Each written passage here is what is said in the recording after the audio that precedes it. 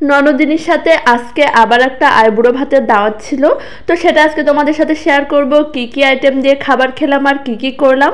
তো প্রথমেই আমি সুন্দর একটা জামা পরে রেডি হয়ে গেছি, মাত্রই জামাটা বানালাম আর বানানোর সাথে সাথে মনে হলো যে এটা পরে আজকে দাওয়াত খেতে যাব। যখন খাওয়ার জন্য ডাকতে আসছে তখন আমি জামাটা বানাচ্ছিলাম, এখনও লেস বসানো হয়নি, তো তার আগেই আমি ভাবলাম যে এটা পরে দাওয়াত খাবো আজকে।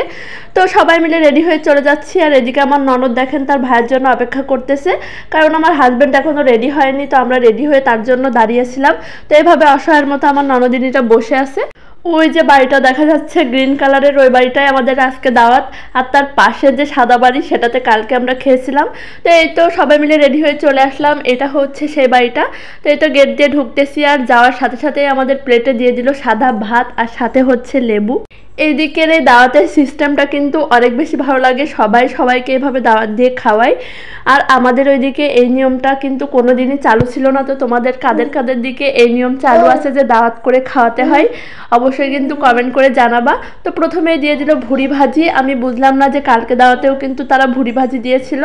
তো ভুড়ি যেহেতু আমার অনেক বেশি পছন্দ, তো সেহেতু তো আর কিছু বলার নাই, প্রথমে ভুড়ি ভাজি দিয়ে সুন্দর করে মেখে গরম গরম ভাত খেয়ে নিলাম। এদিকে আমার পাশে আমার হাজব্যান্ড আর ননদিনীও ওই যে খাচ্ছে দাওয়াত, আর আমার ছেলে তো পাশে বসে গাড়ি নিয়ে খেলতেছে, সে তো সবসময় ফুপিকে জ্বালাবেই।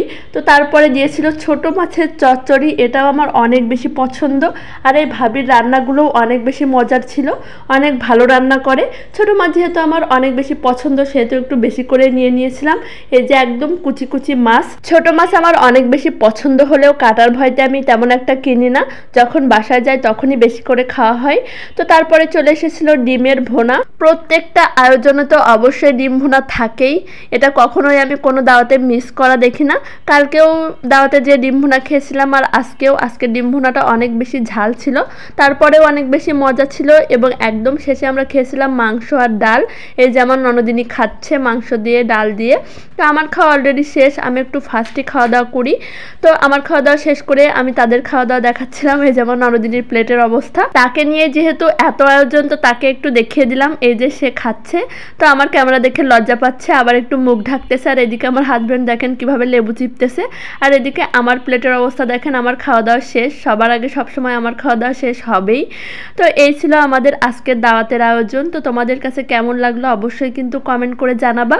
আরও অনেক দাওয়াত আছে, কিন্তু যেহেতু আমার আবার একটু ব্যাক করতে হবে, বাবার বাড়ি যেতে হবে দাওয়াত করতে, সেখান থেকে আবার খুলনা, তারপরে আবার 2 দিন পরে ব্যাক করব, অনেক বেশি ব্যস্ততায় কাটবে। তারপরেও তোমাদের সাথে বিয়ের ভিডিও তো অবশ্যই শেয়ার করার চেষ্টা করব, বিয়ের ভিডিও দেখতে হলে অবশ্যই কিন্তু সাথে থাকবা। এই তো খাওয়া দাওয়া শেষ করে আমরা এখন বাড়ির দিকে চলে যাচ্ছি। তো আজকে এই পর্যন্তই, সবাই ভালো থাকবা, আল্লাহ হাফেজ।